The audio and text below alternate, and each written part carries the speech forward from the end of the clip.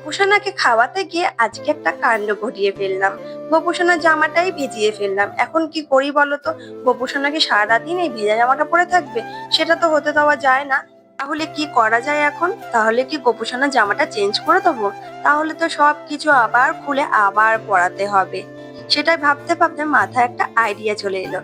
তারপরে গোপুসোনার জামাটা চেঞ্জ না করে আমি কিভাবে শুকিয়ে দিলাম সেটাই চলো তোমাদের সাথে শেয়ার করি। তাহলে চলো ব্লগটা একদম ফার্স্ট থেকে শুরু করে ফেলি। হ্যালো এভরিওয়ান, গোপুসোনা নিউ একটি মিনি ব্লগ নিয়ে চলে এলাম। গোপুসোনাকে প্রত্যেক দিনের মতো ফুল টুল দিয়ে সাজিয়ে আর বসিয়ে দিয়েছি আসনে। আর গোপুসোনার এই জামাগুলো কিন্তু অর্ডার দিয়ে বানানো। মায়ের কাছে অনেক কাপড় ছিল নতুন, সেই কাপড়গুলোই দিয়ে দিয়েছিল একটা মামিকে। ওই মামি আমাদের সব কটা জামা কাপড় যা হয় সেগুলো বানিয়ে দেয়। তো মামিকে অর্ডার দিয়ে দিয়েছিলাম, কিভাবে বানাতে হবে সবকিছু বলে দিয়েছি, সেই মতোই মামি জামাগুলো কিন্তু বানিয়ে দিয়েছে। গোপুসোনাকে এবারে খাইয়ে দিই, খাইয়ে না জলটা খাইয়ে দিই। আর তারপরে জল খাওয়াতে গিয়ে না কতটা জল জামার ভিতরে পড়ে যায়, তো আমি খেয়াল করে দেখিনি। পরে দেখলাম গোপুসোনার জামাটা কতটা ভিজে গেছে। এবার কি করব এটা ভাবতে ভাবতেই ভাবি কি জামাটা কি পাল্টাবো, না পাল্টে কি করে জামাটা শুকানো যায় সেটাই ভাবলাম। ভাবতে ভাবতে এই আইডিয়াটা মাথায় এলো। তারপরে এইটা দিয়ে ভালো করে শুকিয়ে নিয়েছে জামাটা, হালকা করে দিয়েছিলাম যেহেতু গোপুসোনা গায়ে প্রচন্ড তাপ লাগতে পারে। তো শুকানোর পরে আবার গোপুসোনাকে ঠিকঠাক করে রেখে দিই।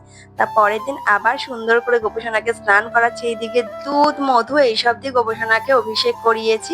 আর গোপুসোনাকে না স্নান করানোর সময় এত যে মিষ্টি লাগে কি বলবো। আমাদের গোপুসোনা কিন্তু স্নান করতে খুব ভালোবাসে, মুখের থেকে না চোখ ফেরানোই যায় না, এতটা মিষ্টি লাগে।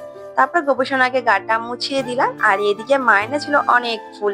আর এই গোলাপগুলো কি সুন্দর, এই গোলাপগুলো দিয়ে আজকে গোপুসোনাকে সাজিয়ে দেব সুন্দর করে। আর এই দেখো গোপুসোনাকে সাজিয়ে দিলাম। আর এইদিকে যে বড় গোলাপটা, এটা কিন্তু গোপুসোনার মাঝখানে দিয়ে দেবো। আর এইদিকে বাবা এনেছিল অনেক আঙুর ফল, তাই জন্য একটা আঙুর ফলের মালা করে দিলাম আর মালা করে পরিয়ে দিলাম। আর এইদিকে গোলাপগুলো দেখো কতটা সুন্দর। আর এই গোলাপটা কি দারুণ দেখতে লাগছে না?